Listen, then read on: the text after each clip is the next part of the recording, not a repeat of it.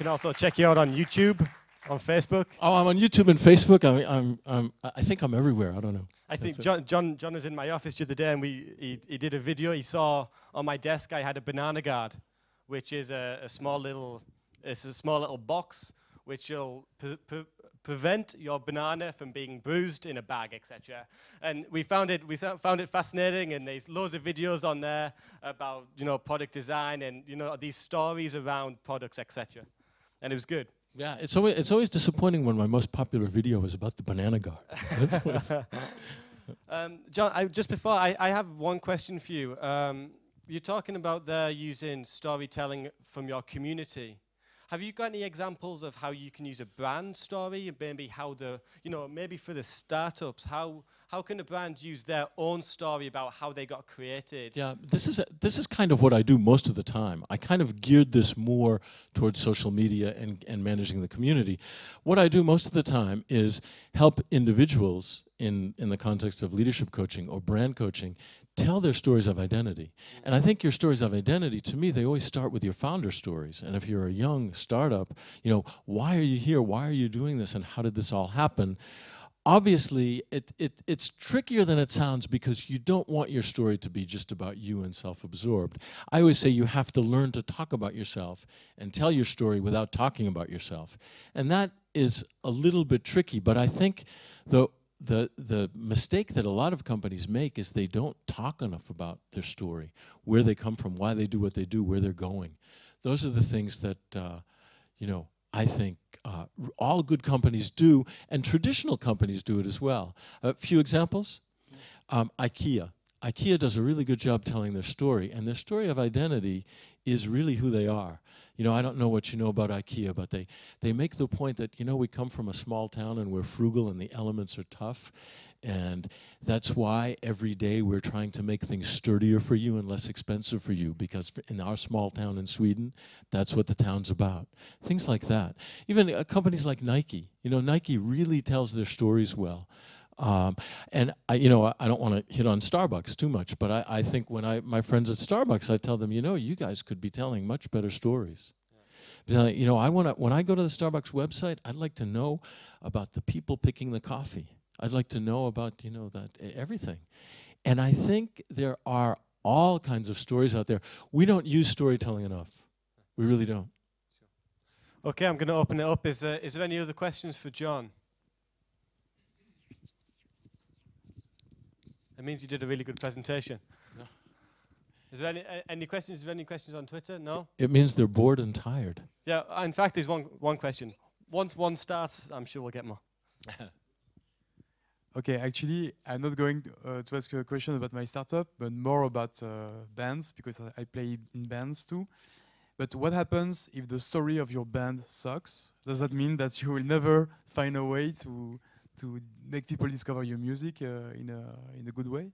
No, I don't know. I'm not sure. We'll have to get more specific about that, because your band is no good or the story's no good. No, it's just a hypothesis. Okay. I don't know. No, obviously, and I say this, I say this to my students all the time. You probably know more about these things than I do in your day-to-day experience. But I think the real danger of viral messages today is bad messages get out more than good messages. So, and I have, I interviewed a lot of people about this kind of thing. Bad news, it's always been true in marketing that bad news travels better than good news. So it's, if there's a bad story about you, like, I don't know, you probably know this story. There's a story about a Canadian musician called Dave Carroll. Do you know that this is a very famous viral story on the net. Dave Carroll, I'll tell you a short version of it. Dave Carroll was not a very well-known musician, but he was a folk singer, and he traveled to small towns. And he got on United Airlines, and he had a very expensive guitar that they asked him to check. And United Airlines actually broke the guitar. Okay, so the interesting thing is, United Airlines years ago, even a few years ago, probably would have just handled that incident privately and not had to pay much money or whatever, And he got the traditional stonewall when he tried to talk to United about this. He tried to say, hey, you know, my guitar was mishandled, it was broken. He got standard responses back. Dear sir, we can't pay for this, et cetera, through email, through traditional mail. Okay. So he was ready to give up, and he said, well, what if I wrote a song about this? He wrote a song called United Breaks Guitars, and I think you should look this up on the internet. This song, United Breaks Guitars, went to the top of the charts. There was, in a few weeks, something like 22 million views, and United was getting inundated with phone calls from people from all over the world who had seen this video, and they were forced to do something about this guy, and a few things happened. One is, United, not only did they have to change their baggage handling policy and compensate Dave Carroll, they ended up hiring him to talk to their baggage people. And Dave Carroll became very famous because Time magazine, I think this was, I'm not sure what the year was, 2009, 2010, whatever year it was, Time magazine called it one of the 10 most important viral phenomena on the internet. Here's a guy who never would have been famous otherwise. But it's also, you know, the thing about United Airlines, people know, especially in the US, people know when you talk about United Airlines, what do they know? United breaks guitars, okay? Bad news travels fast. Kind of interesting. So I think if your band sucks, you don't want to get the word out there, because it'll travel. Yeah, sure. Actually, thank you for the good story. I really enjoyed. But I was thinking, you know, especially today, it's very easy to find a band using Classified's website. Sure. So it's not a very exciting story to tell, you know. Oh, where did you guys meet? Oh, on the Classified's website, you know. No, well, you know, I always say to people, because people, and this is one of the reasons why I think we underutilize storytelling. I always tell people, you know, I started out in academia as a professor of leadership. And I'm convinced that anyone can lead, and I show people that every day. But I say this, I say, you know, I'll be the one to tell you, and I'll be the first one to tell you that anyone can be a leader. I'll be the last one to tell you that it's easy, okay? I'll be the first person to tell you that creating a great brand story, if you have a good company and a good story, creating that story and telling that story is accessible to anyone. But I'll be the last person to tell you that it's easy. It's not just about sitting around the table and saying, okay, guys, how did we get together and let's tell the story. It's really, it's like, you know, I say it's like getting good at anything else. Getting good at telling your story is like getting good at playing tennis. You know, you have to practice. You have to get coaching. You have to get advice. You have to learn about these things. They don't just happen. So I think, you know, and I've literally consulted for thousands of companies now about how they tell their story. And I think nobody does it naturally. That's a real myth, you know, that sometimes people come together and they just tell their story. They've somehow practiced it. Maybe they practiced it because they like telling the story, but they just, they don't, it doesn't just happen. Okay, so my band should get your card. Your band, yeah. I'd like to see if I could help out your band. Okay, cool. There's some more questions? I knew this would happen. Sorry, excuse me. We suck is an interesting story. Hello. Yeah. Could you tell us more about storytelling, since definitely you know a lot about that.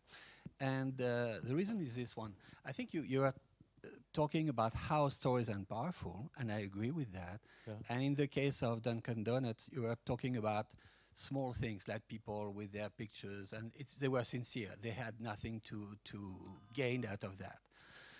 On the other side, it happens that I attended a workshop on storytelling 2 weeks ago, 3 weeks ago in San Francisco. And they explained clearly how at least it was a method to fabricate a story.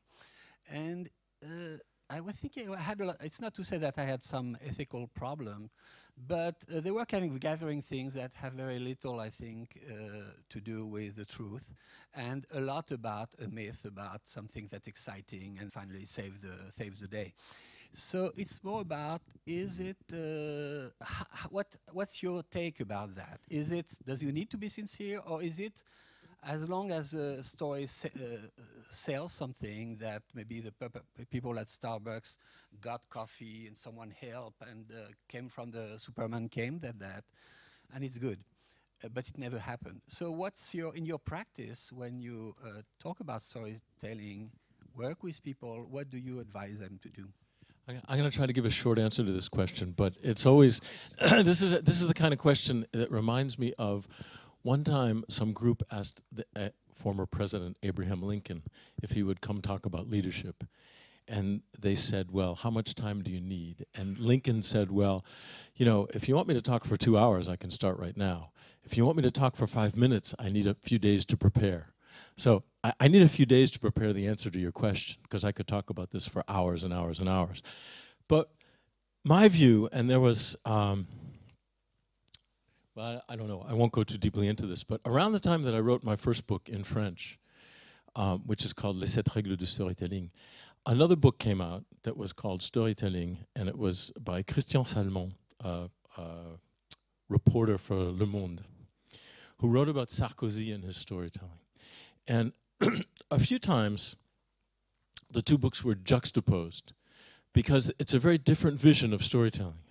My view, and you can read a lot of this in the press because obviously I follow it, but you know, somebody sent me an article the other day and I was searching around and found a lot of articles that said, you know, Sarkozy's storytelling machine is getting into gear. And that type of storytelling, and I don't talk politics, I'm not for or against Sarkozy. But when they said the storytelling machine is getting into gear, it's all about manipulation. What kind of stories do we have to tell to get votes? I don't play that game at all. My thing is what I call, and you know, you can read about this if you want on my website or whatever, or in my books, but what I call authentic personal stories of identity. Okay, authentic personal stories of identity. Now, authentic personal stories of identity, if they are truly authentic, then I don't think they're manipulative. I think the key to me is authenticity. What is authenticity? Authenticity to me comes from telling a story and living the same story.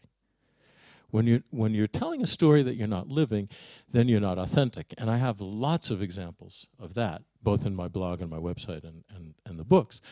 But I think that I also make a distinction between authentic and true.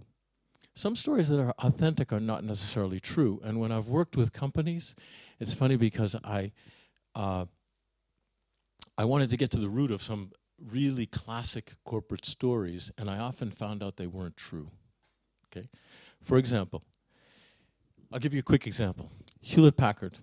There's a story that Bill Hewlett or Dave Packard, I'm not sure, it depends which version you listen to, but one day they came in on a Saturday or late one afternoon or whatever, and they found the person found a tool closet locked, okay?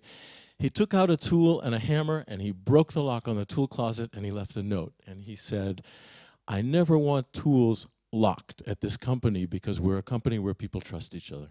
Okay? A very simple story. Talking to the corporate historian at Hewlett-Packard, she told me that story probably never happened. Okay, so it's not a true story, but it's an authentic story. Because everyone who knew them would say, you know, either Bill or Dave could have done that. So it's not, I make that distinction as well. I think your story should be authentic.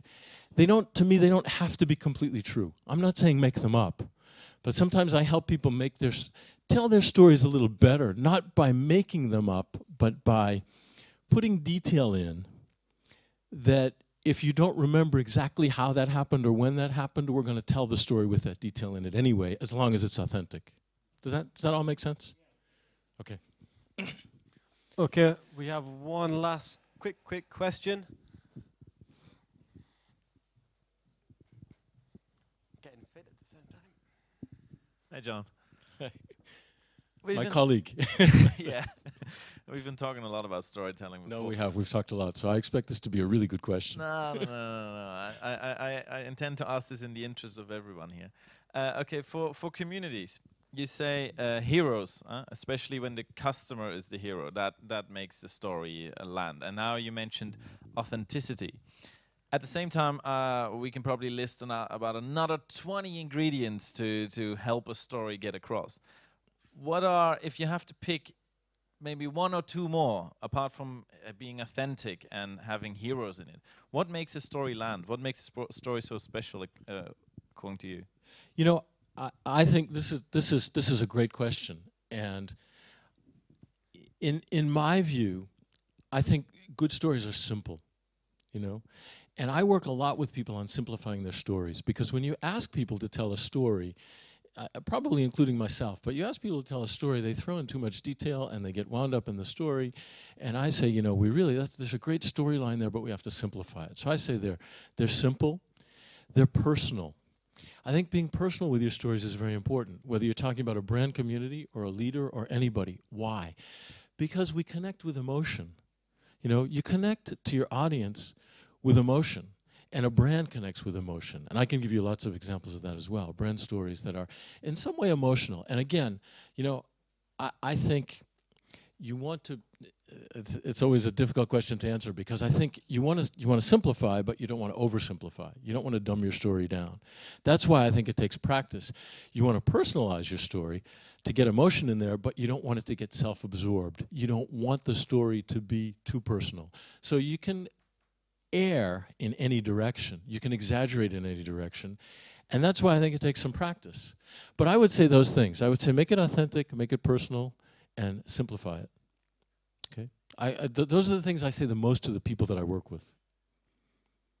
Does that make sense? You probably have some things of your own to add. Yeah? Okay. Okay, a big thanks to John. Thank you. Thank you, thank you.